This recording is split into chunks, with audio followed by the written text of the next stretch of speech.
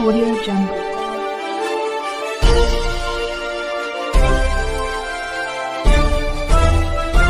Audio Jungle.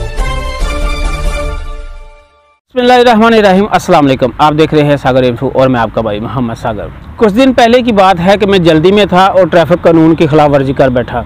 ये उन दिनों की बात है जब कैंट में कैमरे नए नए लगे थे और मैं भी ज़रा जल्दी में था तो लापरवाही का मुजाहरा किया।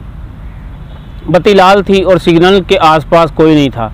मैंने भी ब्रेक लगाने की ज़रूरत महसूस नहीं की और सीधा निकल गया।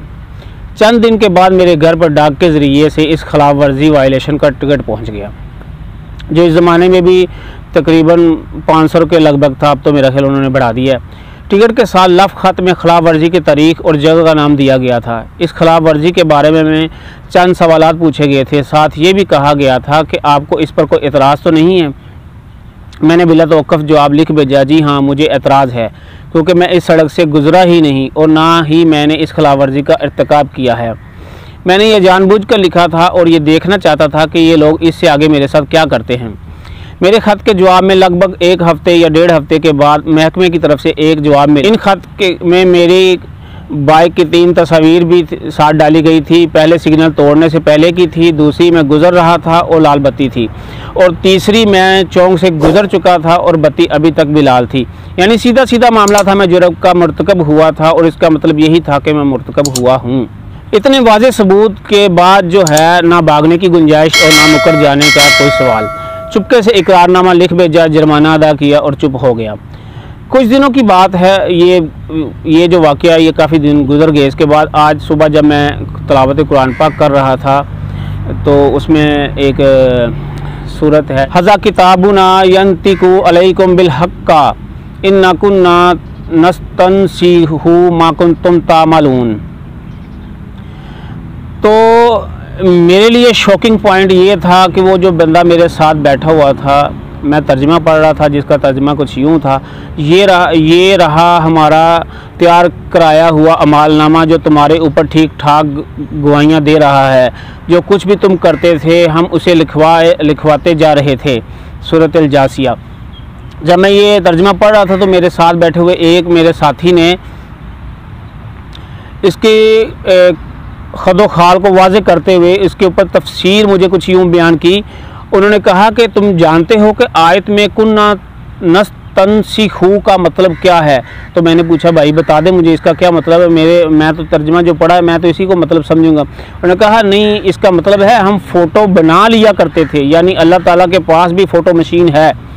तो सोचे, आप यकीन नहीं करेंगे कि खौफ के मारे एकदम मेरे जिस्म के सारे बाल खड़े हो गए।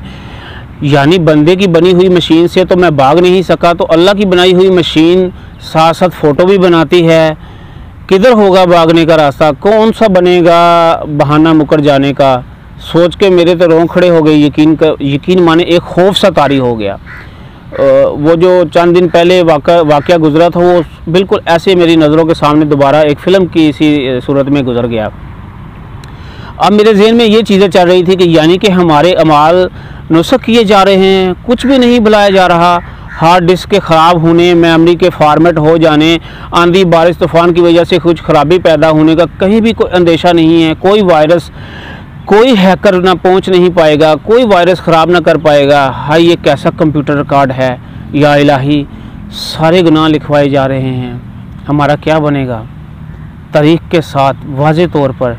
और सूरत का फिर कुछ माफूम है कि मकाम और जगह के साथ, बैकग्राउंड के साथ, रंगीन प्रिंट में, निशानी वाले कपड़ों में, असबाब मताब और माल की निशानियों के साथ, मकासद और मतालब के साथ, ऑडियो और वीडियो के साथ। हाय हम तो लुट गए। अल्लाह निगाहों की चोरी तक से वाकिफ़ है और राज तक जानता है जो सीनों में छुपा रखे हैं। सूरत गाफर का मजमून है। हाय ये सब कुछ हम पर पेश कर दिया जाएगा। सोचें तो हम किस तरह मुंह दिखाने के काबिल रहेंगे और नामा इमाल सामने रख दिया जाएगा। इस वक्त तुम देखोगे कि मुजरम लोग अपनी किताब ज़िंदगी के अंदराज से डर रहे होंगे और कह रहे होंगे कि हाय हमारी कमबख्ती, ये कैसी किताब है कि हमारी कोई छोटी बड़ी हरकत ऐसी नहीं जो इसने में दर्ज ना हो। जो कुछ उन्होंने किया था वो सब अपने सामने हाजिर पाएंगे और तेरा रब किसी पर जुल्म ना करेगा। सूरत अल कहफ का मजमून है। ये जब आयतें पढ़े बंदा और मैं फिर सोचता हूँ कि जब कुछ लोग जो हमसे हमारे ऊपर नाइंसाफ़ियाँ करते हैं, हमारे साथ बदतमीज़ी गालम गलोच करते हैं, जिन्होंने हम पे जुल्म किया, हम उसको दिल में अहद कर लेते हैं कि यार इस बंदे को मैंने कभी माफ़ नहीं करना। तो सोचें जिनका दिल हमने दुखाया है, जिनके साथ हमसे नाइंसाफ़ी हो गई है, वो हमारे साथ कैसा सलूक करेगा। ये सोचने वाली बातें हैं। इस तरह की बातें अगर सुनें, पढ़ें या इसके ऊपर गौर फिक्र करें तो हमें आखिरत की बहुत ज़्यादा फ़िक्र होती है। हमें अपनी मसरूफ़ तरीन ज़िंदगी से वक़्त निकाल कर अपनी आखिरत के बारे में भी सोचना चाहिए और अपने किए हुए नाइंसाफ़ियों और ऐसे अमाल के ऊपर अल्लाह ताला से और उन इंसानों से माफ़ी मांगनी चाहिए। इसी के साथ इजाज़त चाहता हूँ। मिलते हैं नेक्स्ट वीडियो में नए मौजू के साथ। तब तक के लिए अपना ख्याल रखिएगा और मेरे चैनल का भी। अल्लाह हाफ़िज़।